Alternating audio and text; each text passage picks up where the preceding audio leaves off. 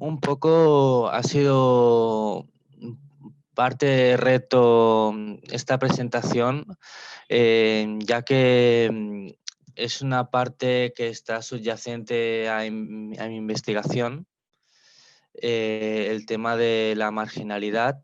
Em, Aquí en lo que es Perú y en concreto en Lima, hubo unos estudios en los años 50 del antropólogo Matos Mar, que ya habló de esa marginalidad que se estaba instaurando en Lima metropolitana por las grandes migraciones desde el rural del Perú a Lima metropolitana.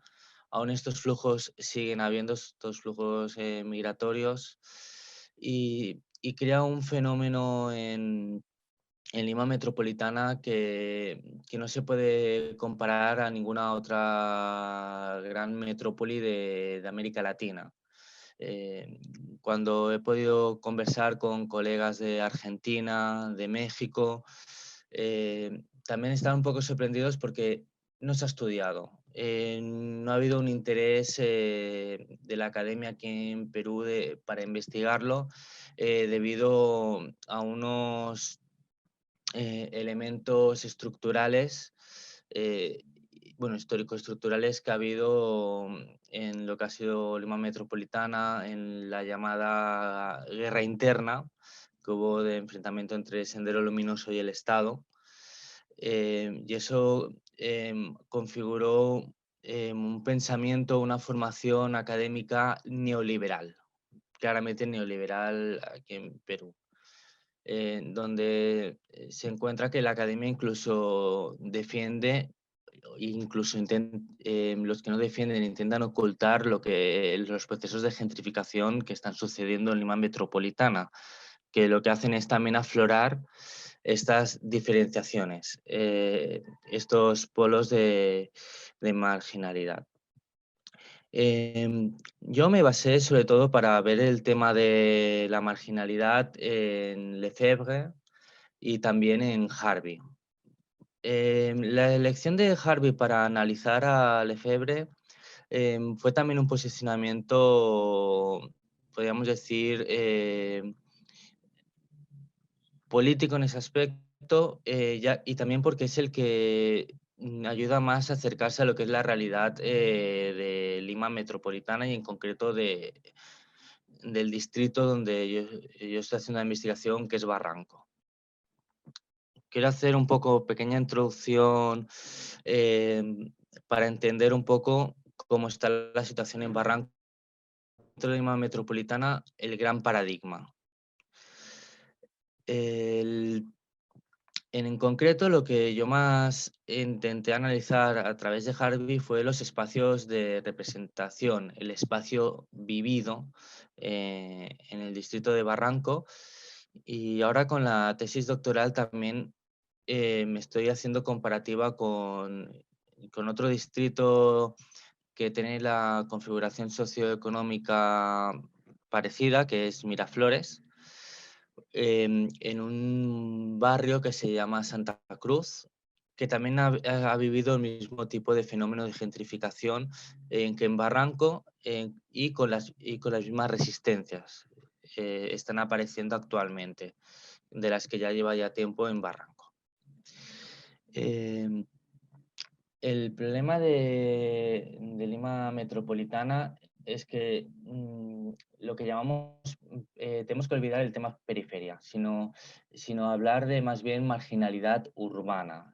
Y en concreto, ahí ya sí que nos vamos a lo que sería Chevalier, en que es que hay una gran fragmentación por la gran polarización que hay en Lima metropolitana, que te encuentras dentro de incluso zonas que teóricamente no hay marginalidad, puntos de marginalidad. Es decir, es una heterogeneidad, está mezclado lo que es los puntos de marginalidad, incluso que reconocen las autoridades, y algunos incluso ocultos que no se ven y que están allí. Y que ahora, un poco más adelante, explico con el caso de Barranco. Intentando hacer esa análisis, me acordé del término de Bakuan, de los barrios prohibidos o salvajes, que los hay dentro de los distritos, incluso en el distrito que se considera que no hay nada de marginalidad, como es el distrito financiero de Lima Metropolitana, que es San Isidro, hay un par de barrios que son barrios prohibidos, de delincuencia,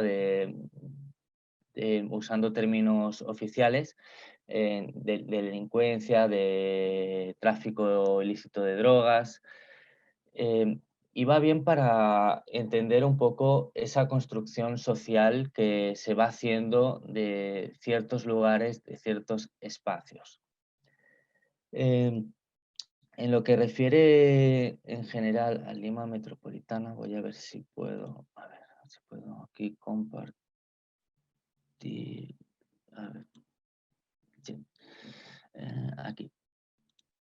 Lo que es Lima Metropolitana, no sé si se puede ver. A ver, aquí. A ver, aquí el mapa. ¿Se puede ver? Voy a ampliar un poco, porque esto sería el mapa de Lima Metropolitana. Los colores son tal como está separado, donde está el color amarillo es Lima Metropolitana Centro, en color rosado es el cono norte, en verde cono este y en violeta cono sur. Hay un distrito que estoy aquí señalando con el cursor, que es La Molina, en el límite que es en verdecito, y en ese límite, con la parte ya que es cono sur de San Juan de Miraflores, Villa María del Triunfo, esa zona de ese distrito es una zona donde se han instaurado bastantes chalets, que era zona tirando agrícola. Ahí es donde viven casi todos las celebrities del Perú, incluso deportistas, futbolistas que tienen en sus casas, y se construyó un muro, conocido como el Muro de la Vergüenza, que separa con lo que sería la parte periférica de los distritos limítrofes, donde son asentamientos humanos, es decir, barracas, construcciones informales. Cuando entramos observando los distritos de Lima Metropolitana, nos encontramos también que incluso aparecen estos puntos de vergüenza para la población, de marginalidad, incluso en lugares considerados oficialmente como intangibles. Es decir, hay asentamientos humanos en zonas arqueológicas. Es decir, te puedes encontrar la construcción del sitio arqueológico y todo lleno de barracas. ¿Por qué? Por una informalidad. Hay organismos del Estado peruano que permiten que alguien que está viviendo en esa zona, considerada marginal sin título de propiedad, solo por el hecho de estar viviendo allí y pagar el impuesto a la municipalidad, poder regularizar y hacer suyo la propiedad. Y ya yendo hacia ya mi caso, que es Barranco, encontramos que hay su zona marginal y su zona, podríamos decir, la que caracteriza y da nombre al distrito, que es la zona, podríamos decir, bienestante, donde, a ver, voy a compartir aquí el mapa, voy a usar el mapa que realicé yo a partir de un mapa de la Municipalidad Metropolitana y pude delimitar lo que es Barranco. Yo en línea un poco así rojita marqué la zona donde yo estoy investigando, que es la zona histórico-monumental. Y más hacia al este, que hay una vía que hay como una línea discontinua, que es del Metropolitano, que es uno de los grandes transportes públicos de masa que hay en Lima Metropolitana, y que hace una separación. Es decir, no había una separación entre la parte periférica del distrito, que es la zona marginal, y que es limítrofe con el distrito vecino de Surco, y no había esa barrera. Y se estaba trabajando para mejorar y intentar hacer que distrito en temas socioeconómicos. Las dificultades que hay en Lima Metropolitana y que se pueden ver también en el caso de Barranco son que, a ver, el término correcto sería que el hecho de querer homogeneizar lo que hacen es ocultar esta marginalidad. ¿Cómo se ha hecho esta ocultación? A través de los canales oficiales. Con el cambio que hubo hace 2 años en la alcaldía de Barranco, se encontró el de que le faltaba población. Es decir, se había ocultado esta población que tiene trabajos informales, que vive de alquiler, incluso algunos que están ocupando espacio. Dentro del mapa, no sé si podéis ver que estoy marcando con el cursor que hay la avenida Nicolás de Piérola y Almirante Grau. Hay como una manzana entera que era lo que se llaman quintas, es decir, una quinta son como pequeños barrios de casas unifamiliares pequeñas. Normalmente los inquilinos son de alquiler con unos alquileres muy bajos. Esta quinta era la más grande de Lima Metropolitana. Aún siguen viviendo ya los últimos inquilinos que se están marchando y acabando de negociar indemnizaciones. La mayoría llevaban los últimos 20 años sin pagar ningún tipo de alquiler. ¿Y qué hizo la propiedad? En vez de vendérselo a los propios inquilinos, pues se querían quedar, se negó y aprovechando la subida de precios, vendió todo este terreno a una inmobiliaria por más de 3 millones de dólares. Un terreno que son unos casi 1.500 metros cuadrados. Es una barbaridad todo el espacio. Y, y en ese aspecto es lo que está pasando en toda Lima metropolitana, donde en ciertas construcciones, incluso en Barranco, en la parte que yo no estoy investigando, donde hay una colega de la UNED, Baltró Mulró, que ahí está investigando justo el tema de marginalidad. Y en lo que yo estaba indicando, porque estoy con las imágenes aquí, el muro que hay en Barranco, que separa la zona popular de la zona, diríamos, no marginal, es estas barreras amarillas que delimitan lo que es el metropolitano. Eso crea como una separación que en cómo intentaron revertir este muro, esta separación, los vecinos en Barranco.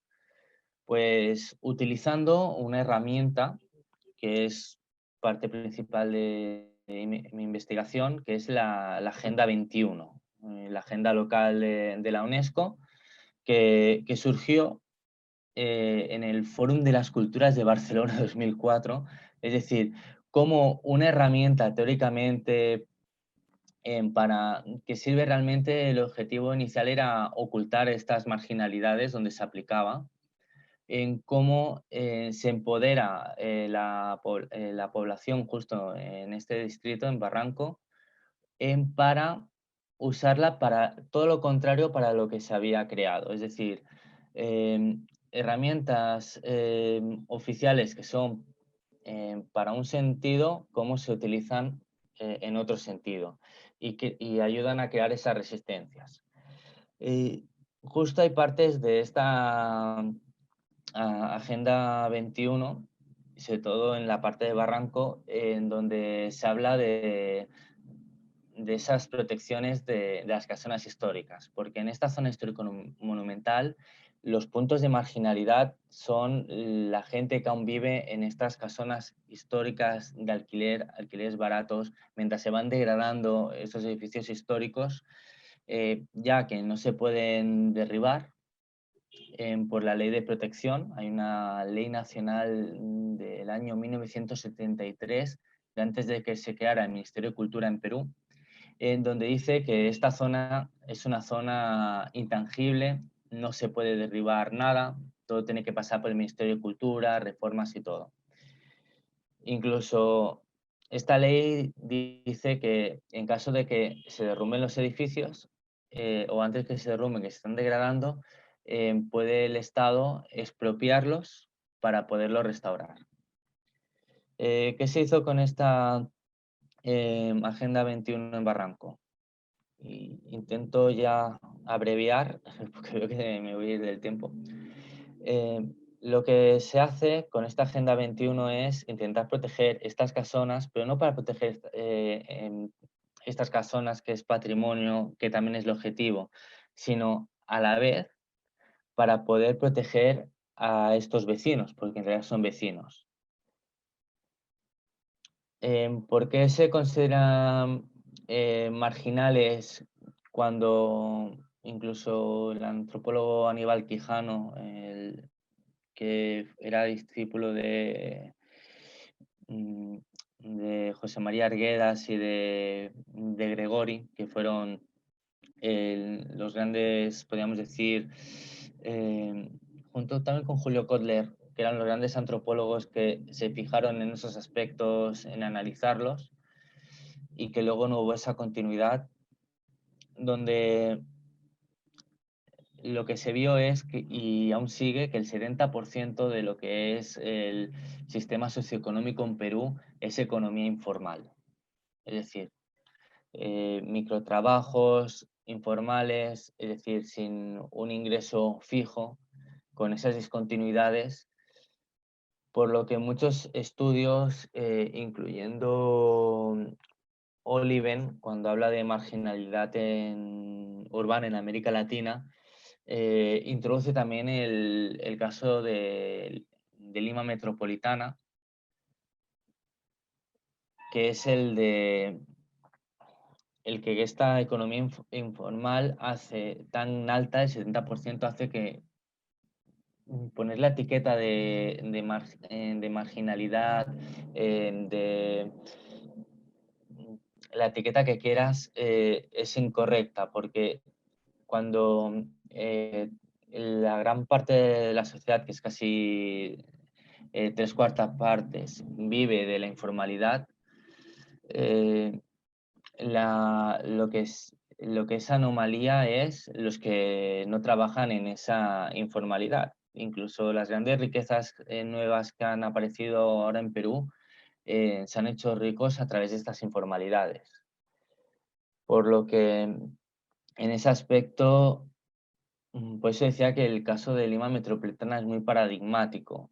Y en Barranco en concreto, que es justo donde yo estoy haciendo la investigación, para poderlo analizar, cuando ves cómo se renueva, sí, no hay gentrificación en esta zona marginal, aún seguramente va a empezar porque se van a quedar sin espacio al ser el distrito más pequeño que hay en Lima Metropolitana, pero sí lo que se está haciendo es esas grandes construcciones, incluso en zonas de terreno que no podía haber más de 4 pisos de altura por el terreno, que es muy delicado, y cómo se han ido y que se están llegando a esta zona llamada marginal, que es la gran zona, grandes construcciones de incluso 20, 30 pisos a unos precios precios que incluso estos 3 millones de dólares de esta quinta que he dicho que se vendió, no son nada, porque se están vendiendo departamentos de 30 metros cuadrados por casi $500,000 cada uno. Es decir, esta sustitución, y no solo sustitución, sino aumento de población con un poder adquisitivo tan alto como para intentar ocultar. Y justo estas construcciones tocando a estos pequeños puntos de población con muy bajos recursos económicos y olvidados. Y con lo que decía del anterior alcalde que lo ocultó y el actual que ha entrado, el actual ordenó y en el que colaboré, se hizo una nueva em, que se llamó encuesta municipal y donde lo que hicimos fue un mapeo de toda la población que hay en Amazon, ¿no? Justo me había cronometrado. Eh, justo estas pequeñas penínsulas, archipiélagos que hay dentro de una zona que no es marginal, pero esos pequeños archipiélagos de marginalidad. Y es un poco esa atomización como si fuera una red mm, de, de pequeños archipiélagos que hacen que no se pueda definir claramente estos puntos de marginalidad, a excepción, como pasa en Barranco, con lo que es el metropolitano, que sí que diferencia una gran zona que sí que es catalogada según los parámetros académicos como marginal, pero que viendo distrito a distrito no se cumple, incluso con tema periferia. ¿Y por qué no se cumple? ¿Cómo se pueden localizar estas pequeñas archipiélagos de marginalidad? Precisamente por donde hay más concentración de cámaras de seguridad, seguridad que en realidad muchas ni funcionan, y también por el cercado del espacio público. Es decir, encontrarte calles cortadas y con vallas, con casetas de guardias de seguridad, incluso algunas electrificadas, encontrarte nuevas construcciones donde la entrada está con vallas enormes. Es decir, son señalamientos, indicadores que están ahí y que poco a poco ya se pueden ir investigando. Incluso cuando se hacen estas nuevas construcciones en estas zonas, incluso en estos barrios considerados marginales, como pasó en el distrito del Callao, que se creó no sé si ha llegado el archi conocido como Callao Monumental, que fue una construcción a través del artivismo, donde una pequeña parte de uno de los barrios más peligrosos del Callao se construyó, fue unos 3.000 metros cuadrados de edificaciones nuevas, talleres para artistas, buscando así como dentro de la gentrificación como un poco de esa higienización, de esa marginalidad, y lo que ha provocado es un aumento de patrullas policiales por la zona, incluso militarización, para proteger a los inquilinos que viven allí, incluso artistas que se instalaron, y a los turistas que van, que hay tours turísticos, para protegerlos de asaltos y robos. Es decir, encontramos un poco, sobre todo, lo que indica Harvey cuando está hablando dentro del espacio vivido, cómo unos crean espacio, lo van creando en el sentido de la gentrificación y esta creación de este espacio es para higienizar, lo que se llama higienizar.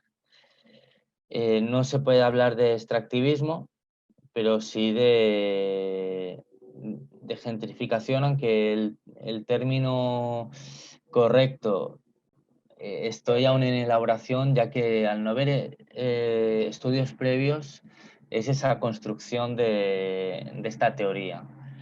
Y en las que espero que Manuel me pueda seguir ayudando como mi director de tesis a poder encauzar y poner, en este caso, etiqueta, pero porque es lo que hacemos para poder explicar, pero sí para poder entender dentro de estos fenómenos de resistencia a gentrificación, eh, cómo podemos configurar estos pequeños archipiélagos de marginalidad, cómo los catalogamos y cómo los podemos analizar. Y eso sería todo, y veo que me he pasado bastante, veo que estamos así todos en el límite. Muchas gracias, Joan.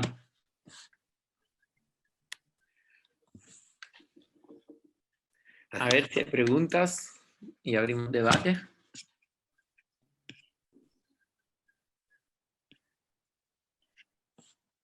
Yo creo que todo lo que se ha explicado es tan, para así decirlo, tan rico y tan variado y tan abundante que yo no sabría por dónde empezar. No sé. A mí se me antoja interesante la intervención de Agustín, bueno, todas, ¿no? Pero sobre todo porque de pronto le ha dado contenido, por así decirlo, humano, ha puesto figuras, ¿no? Ha puesto rostros en esa cuestión de la marginalidad y del marginado como personaje.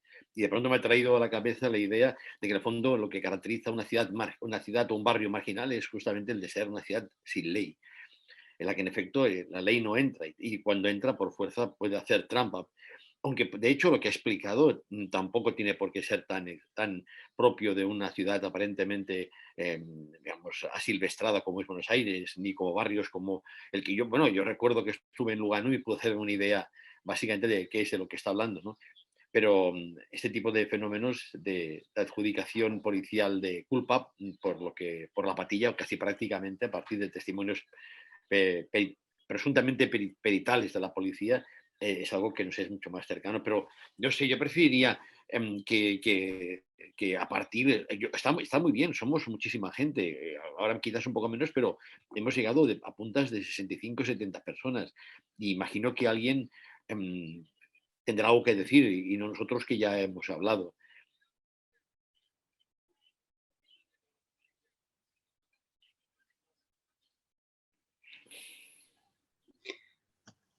Bueno, sí. Ah, perfecto. No habla nadie y de golpe hablamos dos. Podríamos escribir las intervenciones en la chat. Quien quiera hablar se apunta aquí. Sí, es respecto al comentario precisamente que ponía en el chat, que le encontraba relación tanto con el cine kinky de Sarai como con lo que comentaba Agustín de las burocracias penales y la arbitrariedad, etcétera, etcétera, en Argentina, porque ahora hay una especie de género musical dentro de la música urbana que está muy relacionado con todo lo que viene siendo el tema de la periferia, lo urbano, la delincuencia. No me refiero al trap, sino más a algo que proviene en general de migrantes de segunda generación o simplemente jóvenes de la periferia, y se habla, he visto como si fuese una especie de remake del cine kinky, pero a día de hoy hecho de una forma diferente a partir de la música.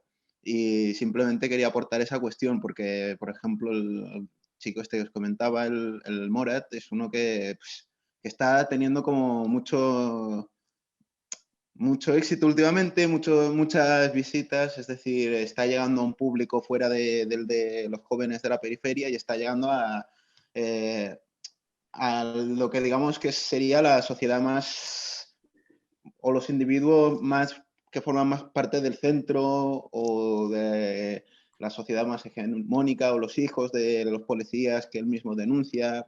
Entonces, me parecía un tema interesante y cómo, digamos, aparece otra cuestión que es cuando decían con las películas estas de cine kinky, el problema, había como dos perspectivas, una que hacían de portavoces o reflejaban la realidad del barrio, y luego por otro lado que estaban estigmatizando, ocultando toda una parte del barrio que no queda presente y no son perros callejeros todo el barrio, sino que también hay una parte que es obrera. Pues con este cantante en concreto y con otros de este estilo, es un tema que también está pasando mucho y la verdad que me estimula intelectualmente porque es un género musical que a mí me interesa, un tema que a mí me interesa y que estoy viendo ahí posibilidades de investigación, porque ahora es una idea a bote pronto, pero me leo unos cuantos libros de antropología y de sociología y lo formalizo un poco y podría ser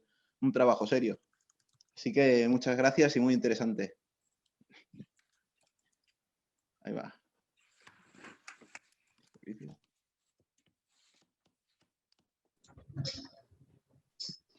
No sé si me toca intervenir a mí por alusiones, pero bueno, en realidad creo que quizá en cuanto a esta cuestión me interesaría más que interviniese Manuel, lo siento, pero justamente porque ayer lo comentábamos, ¿no? Que le estaba preguntando acerca de las razones que él podía encontrar en esta especie de actualización, ¿no? No sé, de esta apropiación bueno, cultural por parte de ciertos registros, ¿no? Como estos estilos musicales que están surgiendo, ¿no? La diferencia que veo, a lo mejor no lo sé porque no conozco a este cantante, es que, por ejemplo, en el caso de Perros Callejeros y en muchos casos de las películas del cine kinky, es que más bien, no sé si eran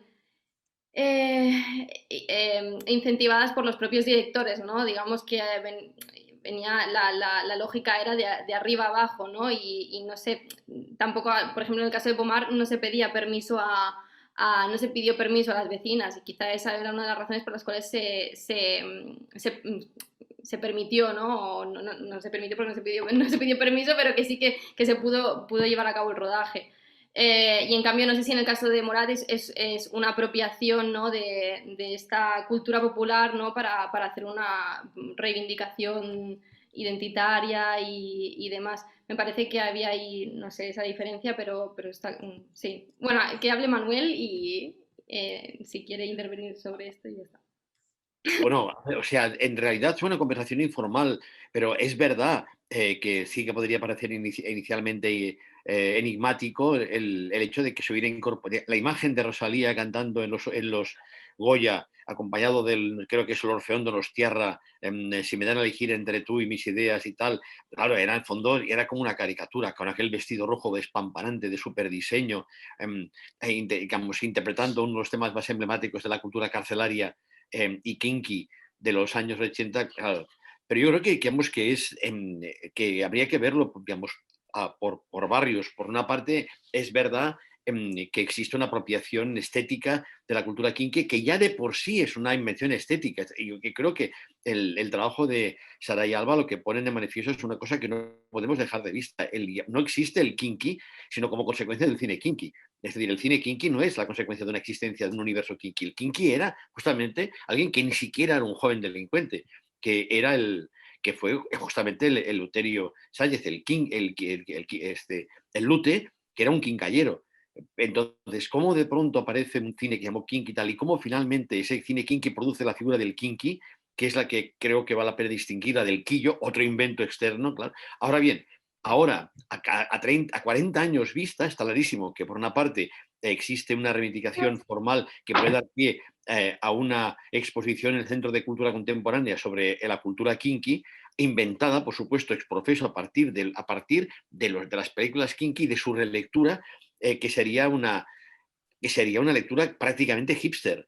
Y otra cosa es que en los barrios periféricos, por ejemplo, como Pomar, o como cualquier ciudad periférica de lo que fue el Cinturón Rojo, les den por reclamar justamente esa especie, digamos, de frontera con la marginación que nunca llegaron a penetrar, que nunca llegaron a atravesar, pero que en el fondo les prestigie. Yo creo que a los colgados, a los marginados, en el sentido, pero también a los subordinados, a los subalternos, a los explotados, lo que más les puede gustar en el mundo, ya que no son poderosos, es como mínimo ser peligrosos y tener reputación de peligrosos.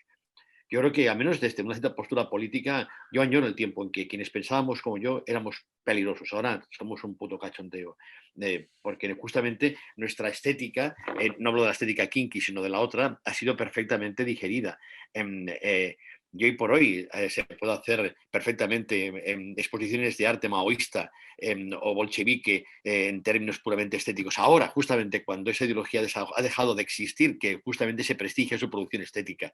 Entonces, en ese sentido, tanto los hipsters, el universo hipster, que se apropia de una forma, en el fondo, meramente superficial de ciertos elementos reputados como duros de la cultura, de esa cultura kinky que ellos mismos inventaron. Por otra parte, yo encuentro muy normal que alguien, pues, de un barrio periférico, pues de pronto diga que también estuvo a punto de ser marginal y que en el fondo, pues, aunque no sé, aunque el Belviche no sea el polígono gonal, tampoco les hace ningún daño que de pronto alguien piense que existir, venir de allí implica un peligro. Se me ha escapado lo del Centro de Cultura Contemporánea y yo encuentro que no pensamos lo bastante acerca de por qué no todas aquellas instancias, instituciones que tienen el nombre de centro deberían llamarse periferia, margen. ¿Por qué digamos, un lugar de un centro de estudios o un centro juvenil no justamente generar márgenes juveniles, periferias juveniles, o justamente hablar de los márgenes de la cultura contemporánea o de la periferia de los estudios culturales? Y lo digo porque contrasta que nuestra discusión sobre las periferias se lleva a cabo desde un centro académico, como si en el fondo quisiéramos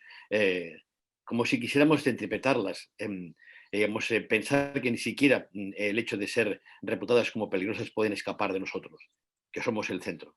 Bueno, nada, esto es una filosofía de estas así baratas, pero que me hace gracia que en efecto hay tantas cosas que tengan la presunción de ser el centro de algo. Pero sí, digamos, el tema de la cultura. Pero es que no sé, de lo que estamos hablando es que todo esto que estamos diciendo en relación con Omar valdría para el OSPI. Hostia, claro, y además la diferencia entre nos hemos pasado todo, digamos, cada año, desde hace 20 años que vamos a la Florida y a Puya Casas y a Canserra a ver la procesión. Claro, aquello que es, en el fondo. Y en cambio, al mismo tiempo, ver como lo que te explicaba Marta, ¿no? Que en el fondo, hostia, digamos, Hospitalet ha acabado teniendo barrios de lujo. Es que, imagínate, el tema de la mina, el tema de cómo la mina, de pronto la mina Nova acaba siendo, digamos, un barrio reputado en que a la gente le encanta, digamos, bueno, ahí ha fracasado un poco, pero a la gente le encanta ir a barrios, digamos, marginales o periféricos con una cierta mala reputación. Yo, si fuera millonario, hostia, me compraría un piso en la zona nueva de la Verneda. Y diría, yo vivo en la Verneda. Pero en fin, no sé, oye, estoy hablando por hablar, porque lo que hemos explicado y lo de casas baratas, pues lo mismo. Fijaros bien, hostia, en esta historia, si de pronto rescatamos el tema de sus nebulosas teóricas y los lleváramos al suelo, y en cada uno de los casos, ¿cuál es el papel que han jugado las asociaciones de vecinos? En un sentido o en otro, Pomar, por ejemplo, o digamos, o cualquier barrio Hospitalet, o en especial, por supuesto, claro, digamos, casas baratas, que fue. Es un tema interesante, es que todo es. Como las vecinos quieren, en el fondo, quieren ser como fuentes de, bueno, como nosotros, no de centralidad, sino de centralización. Sí. Oye, perdón, antes Ana Leli ha planteado, ya está, yo me ha caído, pero es que me parece genial, y esto, a ver, que aparece por ahí, Paco, el tema de, claro, cómo el ayuntamiento se inventan justamente una fiesta mayor de no barris, ¿sabes? No barris, son más de no barris, de hecho. Entonces dice, no, esto llevamos todo, no barris, os jodéis, y además os pedimos unos llegans y tal, para que de pronto haya un espíritu de barrio, de algo que ni siquiera es un barrio porque son 9. Nada, perdón, ya está, Cuando hay contraposición en momentos determinados, la fecha esa comienza como la fiesta siguiendo años la fiesta del lugar. Por ejemplo, en el Besós, el 25 de octubre. Bueno, os ha parecido ahí, Paco, métete conmigo y dime que todo lo que he dicho está mal. Porque además todo lo que, es verdad que, claro, todo esto hablaba de vosotras, de vosotros, o sea que... Pero sí, sí. Sí, no, sí, es que es por ahí, Manuel, ya lo sabes. ¿Y ahora cómo está aquello? Oh, muy complicado, muchísimo más complicado por toda la conexión con nuevos elementos culturales de marginalidad y siendo un margen derecho del Besós que no interesa en absoluto al poder del margen izquierdo, que está el ayuntamiento y está todo. Pero bueno, por eso, Paco, digamos, en toda la reforma de la Sagrera, en el fondo conecta con la reforma del Besós y acabará, digamos, es que van a por vosotros, está clarísimo, sí. Tarde o temprano. No pueden dejar eso ya abandonado. Con las tres chimeneas y que vamos, aquello que ni es de imaginación, que ya es no lugar total. Digamos, el plan continúa ahí. Sí, el nuevo PDU, por ejemplo, de las tres chimeneas, está mucho más que pensado, metiéndolo además con elementos de nuevas estructuras de comercio y de fábricas. Está todo ahí metido y de manera para poder acabar con lo que es y hacer un gran muro con lo que es el Sant Adrià histórico y periférico. Claro. Y que tiene que ver con el derribo de casas baratas, que también forma parte del... Eso, claro, si ves un mapa, Paco, Stefano, sí o no, si ves un mapa y ves cómo es como la nada, ¿no? De Michael Ende, ¿no? Cómo se mueve. Y el fondo es toda una zona que, no sé si está por aquí, Dario, que incorpora Peraquart, la reforma del final de Peraquart, que ya es el Besós. Sí, sí. Es que viendo en un mapa, la sensación que yo me acuerdo muy bien que la sensación que teníamos hace 10, 15 años era casi de casualidad. O sea que se estaban agrediendo precisamente los barrios que habían sido revolucionarios en las décadas anteriores, casi como si por casualidad coincidiera. Y cuanto más pasa el tiempo, más entiendo que no hay ninguna casualidad. O sea que el hecho de que se produzca estas cosas precisamente en estos barrios responde a unos intereses económicos y políticos que son los mismos. O sea, me parece natural que sean precisamente esos los barrios sobre que se intenta especular. ¿O me equivoco? No, mira que en un principio, cuando analizábamos durante aquellos años y tomábamos posturas en Bon Pastor determinado y lo miramos ahora, tal como tú también lo has presentado, ¡guau! ¿Qué recorrido ha tenido esto? Pero porque nosotros no entendíamos o no veíamos todas las dinámicas que había en aquel momento y que nosotros no podíamos dominar en absoluto, pero quien estaba por arriba lo tenía proyectado perfectamente. Esto era un poco el sentido de lo que yo intenté decir antes, y lo siento no haberlo explicado mejor y no haber hecho un PowerPoint para decirlo bien, pero la sensación es que la creación de Amazon en el Buen Pastor y la instalación de la Universidad de Vic al lado de las casas baratas cierra un círculo del cual en este momento no veíamos que un radio, quizás. Sí. Y la gran pregunta es, ¿cómo podemos anticipar el resto del círculo? Porque si este se cierra, evidentemente es porque se va a abrir otro más grande. ¿Cuál es el próximo paso? Está clarísimo también en la mina, con toda la parte de cómo se mete la Barcelona de diagonal mar hacia adentro por parte de Sant Adrià y totalmente transformando, que se comerá también a lo otro o al menos lo emmurallará mucho más de lo que hasta ahora ha estado emmurallado. Claro. Sí. Bueno, y cuidado, Saray, cuidado con Pomar, que Pomar tenéis ahí Montigal al lado. O sea, que ahí también, digamos, alguien acabará haciendo pisos, digamos, de alto standing en Pomar y dice, hostia, digamos, Pomar es el futuro. O sea, y no va en broma, porque es que es una maldición. Y, o sea, os parece que estoy ironizando. Y oye, y esto vale para cualquiera de, claro, digamos, igual que lo de Marta, digamos, lo de toda la zona aquí, digamos, de la Plaza Sardá, toda la ciudad de la todo aquello, pues claro, se lo irá comiendo, es que irá avanzando. Y porque es la muerte de la ciudad popular. Es básicamente echarnos de todos sitios. O sea, reformar es expulsar, ya está, es la maldición. Tania, esto lo decía siempre Rosa Tello, ¿no? Es la maldición. En cuanto rehabilitas, inhabilitas a la gente que vivía. Fijaros, ¿te acuerdas, Manuel? ¿Te acuerdas de que la gran lucha que se desencadena en la mina es en el momento que descubrimos un documento secreto de demolición de Venus, sí, Venus, y creación, venta a empresas privadas de construcción? Claro. Sí, otra cosa es que funcione, porque la mina nova está abandonada y no. Total. Bueno, gente que quiere ir a vivir en la mina, es genial, porque fondo ya está bien, ¿no? Sí. Hay una intervención también de Leticia que valdría la pena leer y ahora la voy a leer, pero antes quería añadir una cosa, si me puedo permitir. En los años de las grandes batallas, yo le llamo, porque son, yo qué sé, 2005, 2004, 2005, la época del Fórum y todo eso. Otro tema que yo creo que no veíamos muy claro es el tema de las hipotecas. Nosotros en Buen Pastor, cuando el ayuntamiento empezaba a facilitar las hipotecas para los vecinos para que fueran propietarios, no habíamos entendido en absoluto lo que vendría después con la crisis del 2008. O sea, que el objetivo no era que esa gente pagara. Porque nosotros decíamos, ¿cómo van a pagar? El objetivo no era que pagaran, el objetivo era que se hipotecaran.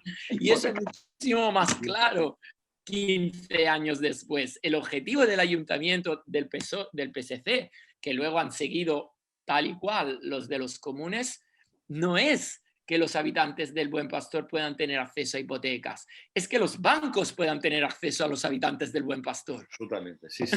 Y eso es algo que entonces era imposible de entender y que yo creo que yo empezaba a entenderlo 4 o 5 años después de la crisis del 2008. Y leo lo de Leticia. Oye, una cosa, porque no tiene... yo digamos, salgo un momento, me conecto en el móvil y no me pierdo nada, lo digo porque no me voy. Cambio únicamente de aparato. Venga, bueno, perdón, Leticia, va.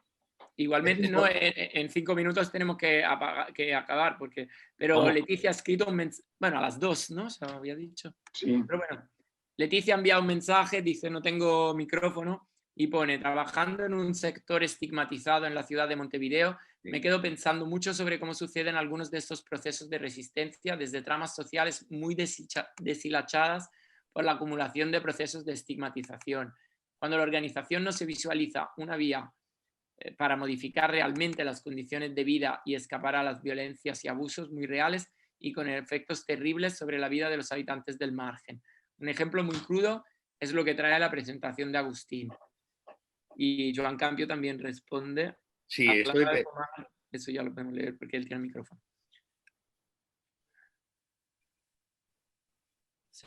Bueno, voy a decir algo, hacia bote pronto, interesante, ¿no? El comentario de Leticia también, bueno, trabajo en Montevideo, muchas cuestiones, no en todas se puede parecer también a las situaciones que se viven en Buenos Aires. Me interesa esto, ¿no? De las tramas sociales muy deshilachadas, ¿no? Que acumulan procesos de estigmatización, me parece interesante, es un poco lo que mencionaba cuando justificaba por qué el caso de Pablo Inocente podía resultar atractivo para investigar, pero que en realidad los pibes que viven en el barrio son víctimas de una tremenda cantidad de injusticias. La primera de ellas, o quizás la más llamativa, la connivencia policial con el tráfico, con los mercados ilegales de drogas estas que se llamaron en algún momento de exterminio, ¿no? Como el Paco, estos residuos de la cocaína. Tremenda la cantidad de vulneraciones que sufren estos pibes, ¿no? Y en cuanto a esto que dice también de la organización, la visualización de la organización, nosotros durante todo el proceso, como parte de la organización esta de activismo, fuimos negados, fuimos invisibilizados en en el tribunal y en tribunales en general. Durante la audiencia oral yo la pude ver por internet, pero la defensora oficial todo el tiempo nos decía que no nos presentáramos como parte de una organización de derechos humanos, porque al juez no le gustan los derechos humanos, decía textual. Digo, hay también todo un trabajo colectivo que hicimos para la defensa de Pablo, que bueno, el rédito o no se lo terminó quedando la abogada defensora, ¿no? La abogada pública. Entonces, claro, el tema nuestro es cómo visualizar también esa organización, ¿no? Que justamente surge de las vecinas, sobre todo del barrio, que se resisten a deshilachar, a que sus vínculos se deshilachen, como favorece justamente la sentencia, ¿no? En función de favorecer los vínculos delictivos, la connivencia policial con los mercados ilegales. No sé si se entendió, pero bueno.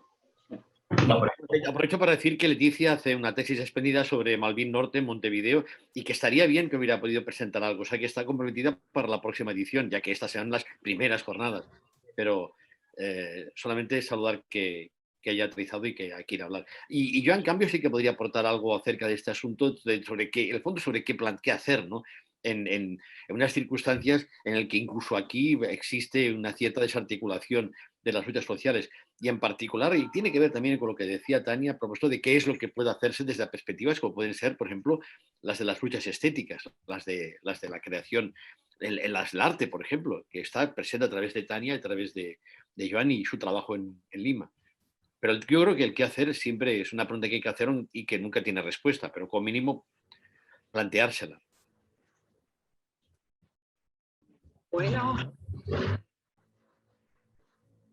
días desde Colombia, profesor Manuel, muchas gracias y gracias a todos. Oyendo la intervención de Agustín, yo tenía para mi exposición más tarde de la Comuna 13 de Medellín algo que se conecta y es lo relacionado al cinismo legal. Y ese cinismo legal está como en sintonía del actuar policial. Más adelante, pues muchas gracias por todas las exposiciones, han sido muy enriquecedoras y espero más tarde en la ponencia poder debatir todos estos temas.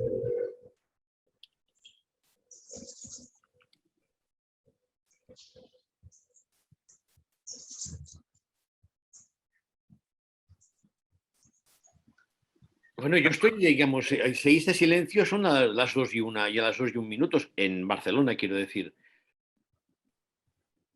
Hay más palabras porque podemos incluso soñar con que acabamos a la hora prevista, provisionalmente, porque a tarde nos tenemos que volver a ver los que podáis. Mónica, incluso usted... Si son 5 o 10 minutos más, no pasa nada, ¿eh? Ah, muy bien. No, quería con Agustín en particular hablar de un trabajo sobre el estado ambivalente del profesor Agustín Aullero, y que hace referencia a ese cinismo legal. Y ese cinismo legal, pues con el testimonio que nos ha dado de Pablo, responde a eso, a la manera de cómo los habitantes de periferias perciben las fuerzas del Estado, policía, el ejército, los perciben como cómplices, muchas veces con su complicidad, y se habla de ese estado ambivalente en esos términos de cinismo legal. Y ahora en mi exposición sobre la Comuna 13 de Medellín, empieza para entender ese cinismo legal el guiso de la violencia, los factores que inciden en la violencia, y particularmente ahora la situación que estamos viviendo en Colombia tiene mucho que ver con ese estallido social y todos esos elementos porque las marchas parten en las ciudades de Colombia, ahora pues, específicamente en Cali, del distrito de Agua Blanca, del barrio Siloé, que son los barrios periféricos populares, y de ahí nace todo este estallido social y todo lo que estamos viviendo actualmente pues en Colombia. Entonces, quería ahora más tarde pues hacer la conexión con los temas, porque Saray con el cine Quinque, pues aquí en Colombia hemos tenido dos películas emblemáticas que pueden encasillarse en ese cine, que son Rodrigo de No Futuro, que va a cumplir 30 años, fue hecha en el 91, y La Vendedora de Rosas, y hablan precisamente de esos populares, habitantes de esos barrios donde el futuro de los jóvenes está en entredicho. Entonces, son muchos temas para articular. De todos modos, quería dar este saludo y ahora más tarde nos vemos. Muchísimas gracias. Gracias. Bueno, sí. No, habla Saray, perdón. No, que no sabía si ya habíamos acabado. No, no sé si vamos a contestar más cosas. Nada, únicamente decirle a Joan, que había escrito por el chat, que no estoy muy al tanto de la cuestión, pero bueno, que sí que se han empezado que hubo un intento, ¿no?, de construir en una de las zonas rurales de allí de Badalona, y que es preocupante. Y luego también decir, bueno, que se había despedido Marta, ponía que había, o sea, que las jornadas las habíamos organizado Estefano y Manuel también, y simplemente eso. Y si puedo añadir una cosa, bueno, de cara a la sesión, a las 2 sesiones de la tarde, pero bueno, yo realmente he organizado muy poco en eso, pido perdón, y todo, casi todo lo han hecho Sara y Manuel, pero bueno, muy feliz de haber participado de alguna manera. Hemos hecho el programa, pero está claro que primero que no esperábamos esta respuesta y esta dinámica, pero no habíamos organizado nada, o sea que estamos todos igual. Bueno, pero la cosa que quería decir de cara a las próximas 2 sesiones es que quizás, y igual me pase, pero quizás sea también el momento de dar nosotros también una vuelta de tuerca, o sea, juntar el material que tenemos, juntar la información que tenemos sobre todo lo que está pasando, no para hacer otro libro, sino para hacer una teoría nueva que nos ayude a entender lo que está pasando, más allá de la teoría de la gentrificación que seguimos usando desde los años 60. O sea, ¿no será que desde Barcelona, que ha sido un poco la punta de lanza de lo que hasta ahora está pasando en el mundo entero, seamos capaces de desarrollar una idea mucho más concreta sobre lo que es el urbanismo neoliberal y cuáles son los puntos por el cual pillarlo por los cuernos y cambiar esa dirección que están tomando todas las ciudades? Sé que estoy disparando al cielo, ¿no? Pero no me imagino nadie más capaz de hacer eso, sino toda esa, digamos, cohorte de personas que han estado y están razonando tan profundamente sobre la ciudad ahora y en las décadas pasadas. O sea, yo creo que tenemos que sacar algo que vaya en la dirección de cambiar las cosas, que no sea solo sacar los desastres que han habido y que están habiendo. No sé si esto tiene algún sentido para algunos de vosotros. Bueno, que se impone que hagamos la declaración de Barcelona después de esta, pero hubiéramos podido hacerlo, porque es verdad, hombre, ya que hemos sido el modelo para tantas cosas, pues también lo podamos ser ahora de pensar alguna cosa que nos ponga al día en relación con lo que está pasando. Yo creo que a nivel planetario. Yo creo que a Oahu y a periferias urbanas y al ICA, Spice Publics, creo que nos correspondería esa iniciativa, no sé, o sea, que, sí. Yo recuerdo bastante bien que en el 2001 o 2002, yo acababa de llegar a Barcelona, estaba a punto de llegar, se hizo una declaración muy contundente sobre el uso de la cultura como instrumento de especulación en vista del Fórum 2004. Bueno, fue una declaración dentro del Congreso de las Federaciones de Antropología. Manuel tiene muchísimo parte en eso, pero sospecho que también Verena Stoll, que muchos de los antropólogas que eran activas en esta época. Me pregunto si no sería el momento de hacer algo parecido de cara a también a cuestionar no solo el modelo de ciudad, sino el modelo de Estado que permite y que legitima operaciones tan drásticamente en contraste con la legitimidad popular, como incluso las que contaba Agustín, ¿no? por los abusos policiales. Y yo creo que es un momento histórico en que en Barcelona eso se ha visto particularmente claro y que la relación entre abuso urbanístico y abuso policial o abuso político es especialmente evidente. Puede que Barcelona sea el sitio adecuado para que se haga el paso de escala y decir, bueno, si todo eso pasa por el Estado, pues vamos a razonar un poco sobre qué es el Estado y qué quiere de nosotros, ¿no? O de nosotras.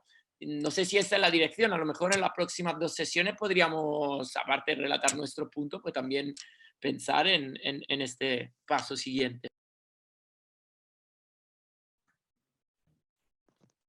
Yo era una cosa que sí que me estaba planteando que hacía falta porque en lo que es América Latina, en los estudios, Maya Agustín también puede aportar algo en ese aspecto. Sobre todo Argentina han empezado a intentar sacar algo más allá de lo que es gentrificación. Por ejemplo, hay lo del extractivismo, que es un término ya más feminista, porque sé que en Argentina han ido viniendo aquí a Lima, que van explicando que es la mujer la que está ahí delante en esas resistencias, cosa que no se encuentra aquí en Lima Metropolitana, no hay esa tan alta resistencia, que es lo que sí que en Barranco, que lo han liderado, han sido las 7 grandes familias históricas en Barranco, que es gente ya sentada, es decir, Barranco es conocido históricamente como el distrito cultural bohemio de Lima Metropolitana. Y podemos decir que en ese aspecto sí que es donde ha habido esas resistencias, no desde las bases, sino desde unos estratos más superiores, es decir, más de arriba hacia abajo, en la escala social, que no de abajo arriba como en otros distritos que está pasando. Es decir, por eso digo que es como un paradigma Barranco comparado con el resto de Lima Metropolitana y del resto de América Latina. Por lo que sí que creo que sería muy importante poder intentar lograr. Así que en ese aspecto, Estefano, estoy totalmente de acuerdo, que es necesario.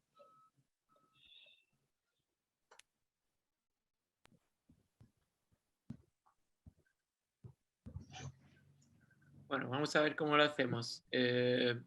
Si hay alguna otra intervención, no sé si Mónica está a punto de decir algo. Sí, Estefano, de acuerdo. Este primer simposio nos debería unir para tratar de sacar algo nuevo y no quedarnos con las relecturas de los 60, de los 70. Ahora, en esta investigación que estoy haciendo con esa metodología etnográfica, me he dado cuenta que la marginalidad ya es inclusión y que la periferia es centralidad, pero no en términos ni geográficos ni espaciales, es en términos del pensamiento de las personas que habitan estos barrios. Entonces, sí me gustaría apoyar como esa idea de que podemos sacar nuevas teorías que vayan en contra pues, con lo ya establecido y que no vale la pena quedarnos en relecturas y relecturas, sino tratar entre todas las ponentes y los que quieran participar de sacar unas teorías nuevas y argumentarlas. Tenemos la forma de argumentar. Entonces, totalmente de acuerdo.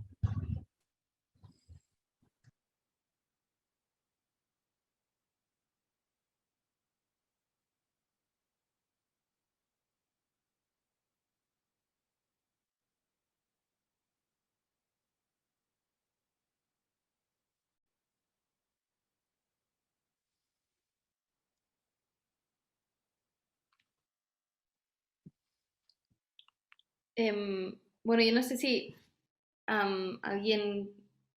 no sé si alguien quiere intervenir o no sé si alguien puede contestarle a... Si no, lo dejamos ya. Es que, bueno, han pasado como 15 minutos desde las 2 y si queréis continuamos ya a las 4. Vamos a comer. Bueno, pues no sé, muchas gracias. Nos vemos luego.